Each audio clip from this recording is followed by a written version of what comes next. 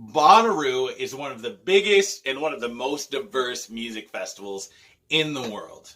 And because of that, most people don't recognize every artist on the lineup.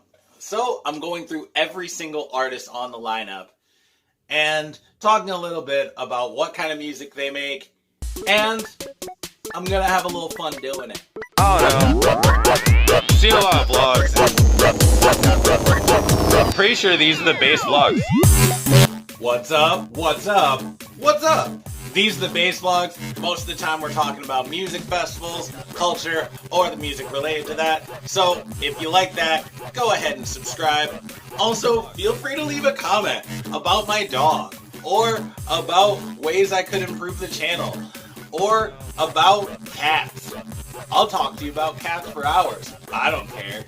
Anyway, let's get started with part 5 of the Bonnaroo lineup walkthrough. The first artist on day 3 of Bonnaroo, and that is Lizzo. I'm sure every single one of you have heard of Lizzo. If you haven't, you have not turned your computer on in quite some time, because she is popping right now.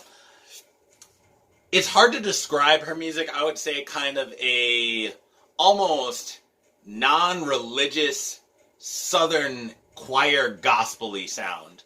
Like, she has a very impressive voice for sure. I find her music to be just generally upbeat, joyful, and motivational music. I'm sure she has some sad songs too, but the songs that I've heard were very upbeat.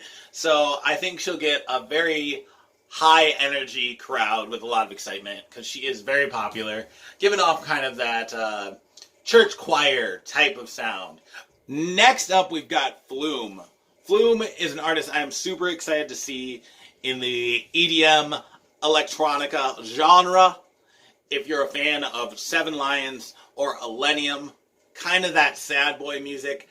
However, I will say, as a huge Illenium fan, it is a lot more relaxed than Illenium. A lot less intensity, a lot more melodic than Illenium.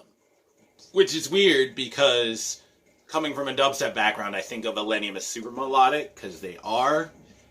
But Floom's like real chill, real relaxed. Real musical. Musical. Yeah, I said that. Next up, we've got Oysterhead. Oysterhead is another one of the ones that I was kind of intrigued by looking into, because although I've heard of them, I am not super familiar with their music. I did listen to a couple of their songs, and definitely kind of what I would consider a jam band sound. Reminded me a tiny bit of pigeons playing ping pong. However, I wanted to Google what genres most people considered them, just so I didn't sound completely stupid. And it said neo-psychedelia / alternative rock. They love to put alternative rock labels on stuff. Like, through this project, I've learned that if they don't know what it's called, they just call it alternative rock. I also learned neo-psychedelia is the coolest term ever. I'm sorry. No, it is. Like, I don't even know what it means, and I don't intend on looking it up. But from now on, when people ask me my favorite genre of music, neo-psychedelia. Yeah, I'm a huge neo-psychedelia fan. Next up, we've got Tenacious D. Now, I was shocked to see Tenacious D on this lineup. I guess I didn't know that they toured or anything like that. I guess I'm dumb, not staying with the times. But I can say that I am super stoked that they're on the lineup. Obviously, there was the movie about Tenacious D. If you haven't heard about that, it was like a hilarious comedy. Then, along with that, there was, of course, my favorite song, and the only song I really knew before I started doing this research, the tribute. If you haven't heard it, look it up right now. It's amazing. I assume it will be primarily a comedy set. I am really excited to see it. It is going to be a lot of laughs. Next up, we've got Jason, Isbell, and the 400 unit. This one, I do not want people to sleep on because I know y'all hate country. I know y'all hate country. And I don't really like country either. But for this project, I was forced to listen to Jason Isbell and the 400 unit. And those are some good freaking lyrics. He's got this song, If We Were Both Vampires, I believe it's called. Look it up. It's his most popular song. And it's super deep. And I totally want to sit and hug my teddy bear because I'm alone and sad. And just listen to that song. Because if we were both vampires, it gets your heartstrings going. And that's some country music I can love. And he's got another song, Anxiety, that's pretty good. His lyrics are just so incredible that it counteracts the fact that it's country. I want Millennium to do a remix of one of the songs. Floom could do it. Floom could do it too. 7 lines, any of them. I want them to take his song and I want them to turn it into dubstep. Next up, we've got King Gizzard and the Lizard Wizard. First off, I would like to point out, solid name choice. Definitely love that. And solid sound. I definitely enjoyed listening to their music. I probably won't have time to fit them into my schedule because there's going to be a lot of different stages going on at Bonnaroo. But I'm glad I got to hear a little bit of their music through this project. Their music genre is considered acid rock or psychedelic rock. I definitely agree with that. Very psychedelic vibe. Very early 90s rock kind of sound to me. That's what I felt. Not a really aggressive rock, but definitely not a pop sound either. So super awesome to listen to. Next up, we've got DaBaby. Now, DaBaby is a rapper. What kind of a rapper is DaBaby? I'm not gonna lie. Imagine if Cardi B was a dude. That's pretty much it. I'm gonna be really honest and say I'm not a huge DaBaby fan. His music is very well made, and I guess it's fun to listen to.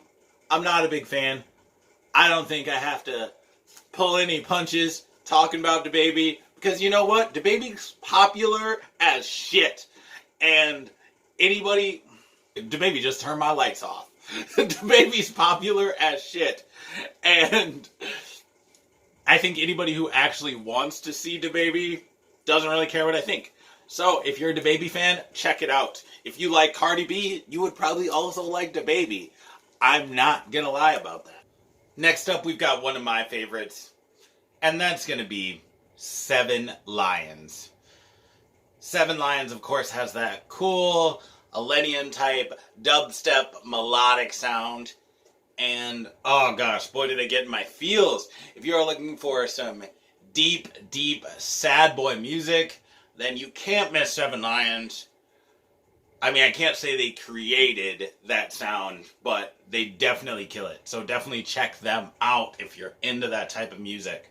And I'd love to say I'd be at the rail for that set, but I'm actually just going to be crying somewhere in a far back corner of the crowd because I'm a sad boy.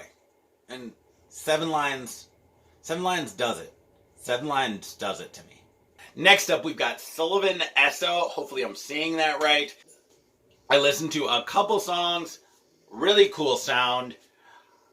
They're considered She's considered to be electro pop.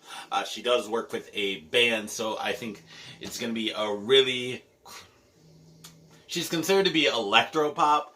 I definitely felt some deep, deep vibes when I listened to those songs.